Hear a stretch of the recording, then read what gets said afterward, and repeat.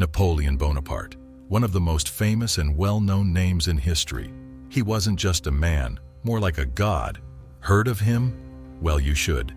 Stay tuned as we dive into Napoleon's work ethic and how he achieved masculine excellence.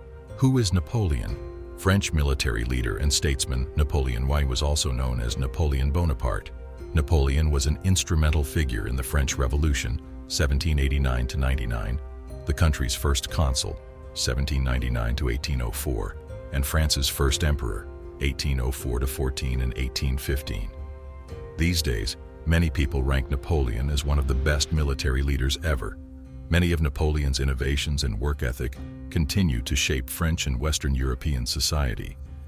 He was universally admired during his lifetime, and until the end of the Second Empire under his nephew Napoleon III, as one of history's great heroes. But his driving passion was the military expansion of French dominion, and he left France little larger than it had been at the outbreak of the Revolution in 1789. Different aspects of Napoleon's character emerged in different settings. The man who rules France from Paris is not the same man who leads his troops into war. Napoleon Bonaparte was admired by the ordinary man because he embodied the ideals of the common man at an extreme level. He motivates others to take bold action because of the exceptional harmony with which he conducts his life. As opposed to common adventurers, he is not dazzled by the glitz of his own means.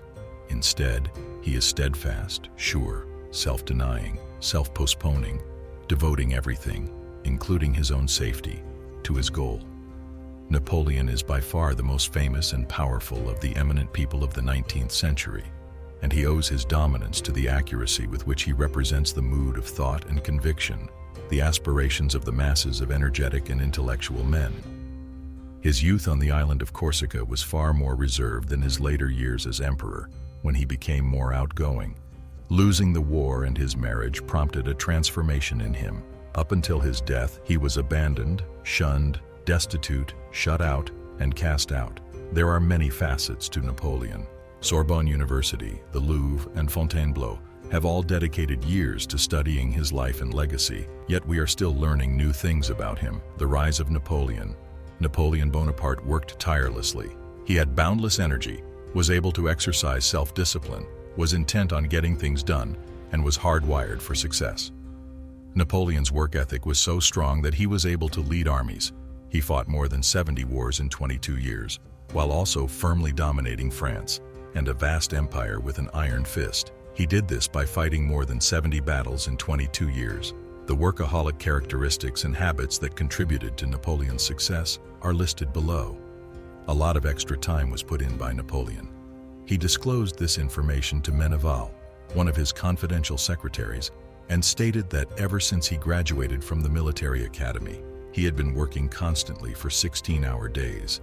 Napoleon would get up at 7 in the morning and work non-stop until nearly midnight, taking only short breaks for meals.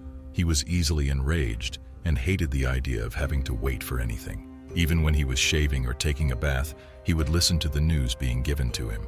His days would be filled with attending meetings, reviewing reports and correspondence, producing letters and decrees, sitting in on meetings of administrative bodies, and working on a variety of ongoing projects, including writing the Napoleonic Code and building a castle for his son.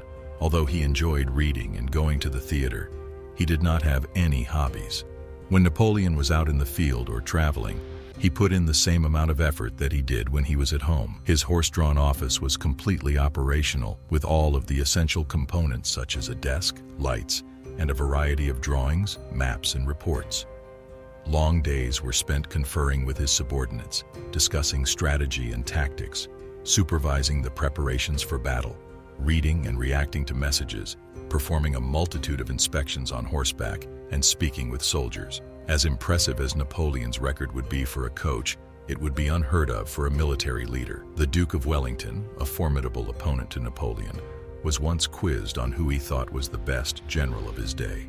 In response, Wellington said, "In this age, in past ages, in any age, Napoleon." Napoleon ruled much of continental Europe and left an educational, administrative, and legal legacy that is still felt today. He could be defeated, but only by a combined force of Britain, Prussia, Austria, and Russia. Napoleon was a stickler for accuracy. he had an insatiable need for information. He was often considering new ideas and concepts out of curiosity. He frequently held lengthy interrogations with his ministers and staff, probing them with questions about politics and the military. Even in conversational settings, he constantly questioned his friends. In addition to his spies and informants, Napoleon's consolidation of the French state ensured a steady stream of intelligence in his direction. He was also an avid reader. Why was Napoleon so successful? One of the factors that led to Napoleon's success was the increased professionalism of the French army. Before the revolution, the traditional nobility had complete control over the military command structure. The ability to advance in one's career was less dependent on one's own skills than it was on the people they knew. After the revolution, progress in the military began to depend on one's performance. It is possible that competent individuals from the middle classes will be given command. Napoleon believed that he could get the most knowledge from experienced aristocratic commanders as well as clever commoners, which is why he hired members of both groups. There is a widespread fallacy that Napoleon was the sole brilliant general in the French military, but this is not the case, in no way, shape, or form.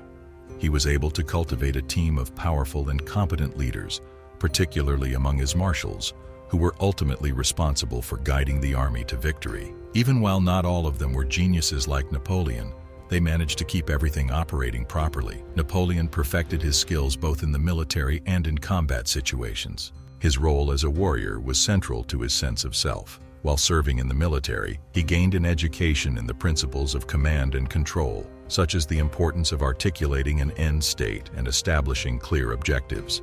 He was the one who dressed in the uniform. If you take this one-of-a-kind personality and combine it with the authority and prestige of an absolute ruler, you get one of the most exciting ways of life in the history of humanity. Even after he climbed to the greatest political positions in his country, Napoleon's desire was never satisfied. In fact, it only grew stronger.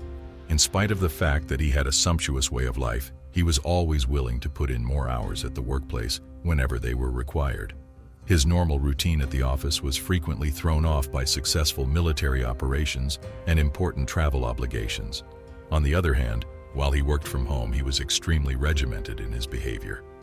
Be sure to subscribe and turn on post notification to be the first to know when there is a new video.